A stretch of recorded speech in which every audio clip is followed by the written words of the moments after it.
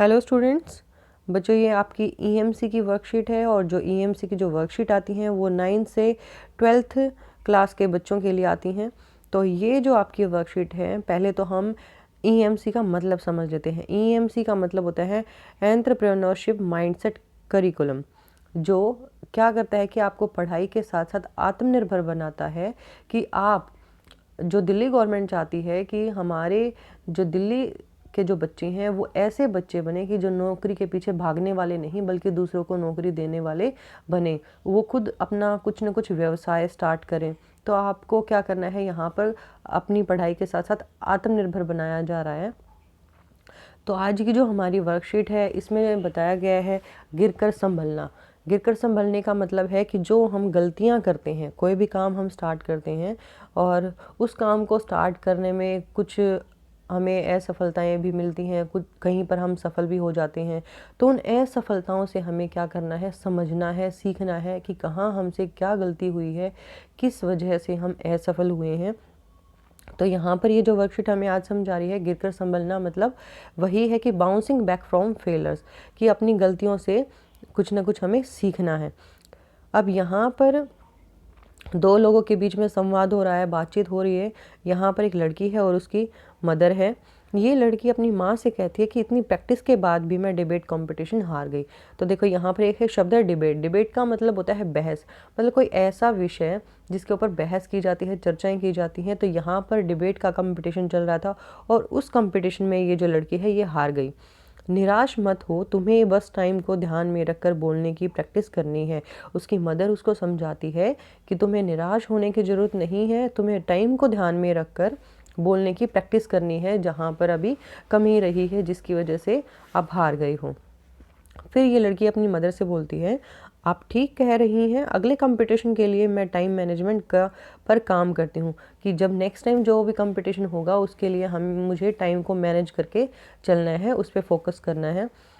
तो फिर जल्दी ही जब वो बात को समझ जाती है तो उसकी माँ उसको समझाती है, देखा तुमने तो इस हार से सीख ले भी ली कि तुम इस कंपटीशन को हार गई, लेकिन तुमने अपनी इस हार से कुछ न कुछ सीखा है कि मैंने गलती की थी और उस गलती से तुमने ये सीखा है कि नेक्स्ट टाइम मुझे कहाँ इम्प्रूवमेंट करना है, अगली बार तुम ज़रूर बेहतर करोगी। और उसकी मदर उसको समझाती कि यदि तुमने अभी से ये सोच लिया है कि नेक्स्ट टाइम तुम्हें टाइम के ऊपर काम करना है, तो तुम अगले टाइम जब भी कंपटीशन होगा तो उसमें बहुत अच्छे से अपने कंपटीशन को कर पाओगी। अब यहाँ पर है कि हम कई बार अपनी असफलताओं एवं अनिश्चितताओं को लेकर चिंतित और परेशान हो जाते हैं कि कई बार हम कोई काम स्टार्ट करना शुरू करते हैं लेकिन उसमें असफल हो जाते हैं। ज़रूरी नहीं कि हम जो भी काम स्टार्ट करें उसमें हर काम में हम सफल हों। तो कई बार क्या होता है कि हम असफल भी हो जाते हैं और उसके प्रति हम थोड़ा चिंतित हो जाते हैं कि मेरा काम पूरा नहीं हुआ और परेशान रहते हैं।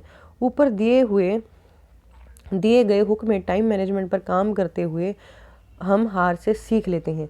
यहाँ ऊपर जो हुक दिया हुआ है इसमें बताया गया है कि हमें टाइम मैनेजमेंट पर बात करनी है कि टाइम मैनेजमेंट की वजह से यहाँ पर हार हुई थी और हमें उस टाइम मैनेजमेंट से सीखना है। असफल होना बुरा नहीं है। कोई भी काम जब हम स्टार्ट करते हैं तो उसमें दो ही चीज़ें होती हैं, या तो सफल होना है या असफल होना है। तो असफल होना भी बुरा नहीं है, क्योंकि वो असफलता भी हमें कुछ ना कुछ सीखने का मौका देती है। ये तो नहीं होना चाहिए कि हम किसी काम में असफल हो गए तो हमें वो काम छोड़ ही देना चाहिए कि बस अब मैं इस काम को नहीं कर सकता और आप उस काम से पीछे हट गए। ये हमें नहीं करना है।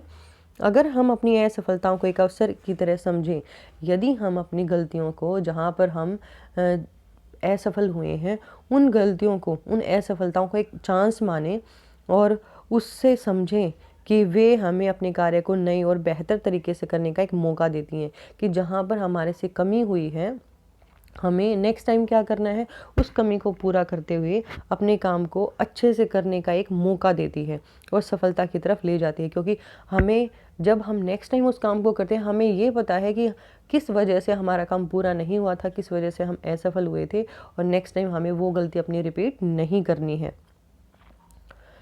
मगर कई बार ऐसी स्थितियां भी आ जाती हैं, ऐसी सिचुएशंस भी आ जाती हैं जब चुनौती समझकर हम उनका सामना करते हैं, कि हम उसको ये चुनौती मान लेते कि मुझे ये हर हालत में पूरा करना है, क्यों न इसे एक स्थायी आदत बना लिया जाए, और क्यों ना हम इसको एक अपनी आदत बना लें।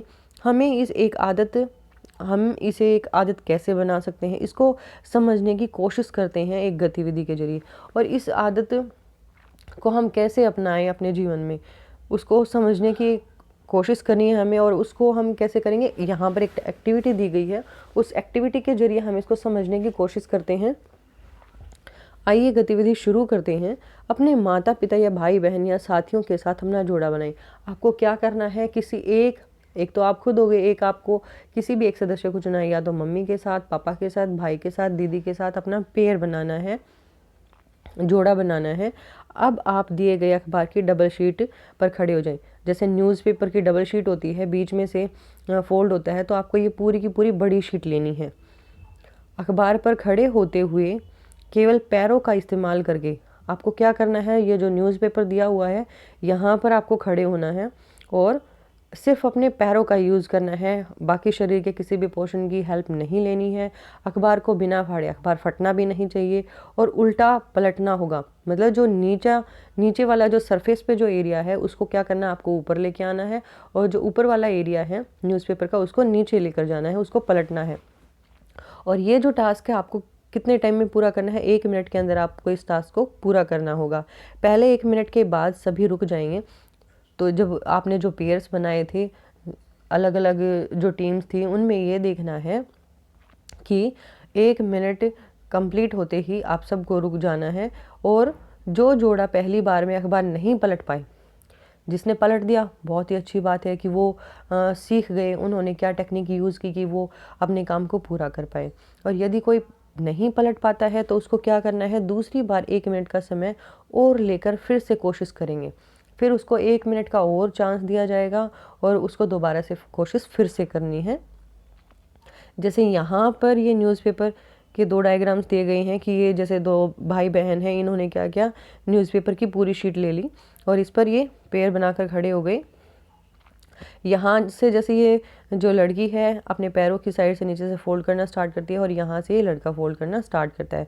तो न्यूज़पेपर को हमें फाड़ना भी नहीं है और जो बॉडी के दूसरे पार्ट्स हैं उनका हमें यूज़ भी नहीं करना, ओनली लेग्स का यहाँ पे यूज़ करना है। अब यहाँ पर कुछ जवाब पूछे गए हैं जो आपको अपनी नोटबुक में सॉल्व करके और अपनी क्लास ग्रुप में भेजने हैं। और साथ में आपको क्या करना है, इस एक्टिविटी को, जब आप इस एक्टिविटी को करेंगे तो आपको इस एक्टिविटी को करते हुए अपनी वीडियो शूट करनी है और अपनी क्लास ग्रुप में भेजनी है। अब अपने जोड़े के साथी के साथ चर्चा करें कि वे नीचे दिए गए सवालों के जवाब जानने की कोशिश करें और उन्हें दिए गए स्थानों पर लिखें। अब आपको क्या करना है, ये जो सवाल आपसे पूछे गए हैं इन सवालों का आपको जवाब देना है। क्या आप पहले 1 मिनट में अखबार पलट पाए, कि जो फर्स्ट 1 मिनट थी, सेकेंड मिनट तो बाद में ऐड हुई थी, जो पहली मिनट थी क्या आप उसमें न्यूज़पेपर को चेंज कर पाए, जो हमें पलटी करना था क्या वो आप कर पाए। ऐसा आपने क्या किया कि इसे अच्छे से कर पाए, और हम यदि उसको कर पाए हैं तो हमने क्या किया, कौन सी टेक्निक यूज़ की कि हम उसको अच्छे से कर पाएँ, यहाँ आपको वो एक्सप्लेन करनी है। उसके बाद सेकंड क्वेश्चन है, दूसरी बार करने में अगर आपको सफलता मिली तो क्या अलग किया, और यदि सेकंड टाइम आप फर्स्ट टाइम में नहीं कर पाए और सेकंड टाइम में आपने किया है तो आपने ऐसी कौन सी टेक्निक यूज़ की कि आप सेकंड टाइम में उस काम को कंप्लीट कर पाए, क्या मतलब चेंज किया था वहाँ पे ये बताना है। उसके बाद थर्ड नंबर का क्वेश्चन है, क्या आप अपनी निजी ज़िंदगी में ऐसा कोई वाक़या हुआ है, आप अपनी लाइफ से जुड़ा हुआ कोई भी एक्सपीरियंस यहाँ पे शेयर कर सकते हैं जब आपने कई प्रयत्न करने के बाद सफलता पाई हो, कि किसी काम को करने में आपने बार बार कोशिश की और बार बार कोशिश करने के बाद आपको अपनी गलती का अनुभव हुआ कि कहाँ मुझसे गलती हो रही है, और उस गलती को ना दोहराते हुए आपने उस टास्क को कंप्लीट किया। तो आप अपनी लाइफ का कोई भी एक्सपीरियंस यहाँ पे शेयर कर सकते हैं। तो ये थी बच्चों आज की वर्कशीट। उम्मीद है आपको अच्छे से समझ में आ गई होगी। Thanks for watching video. Have a nice day.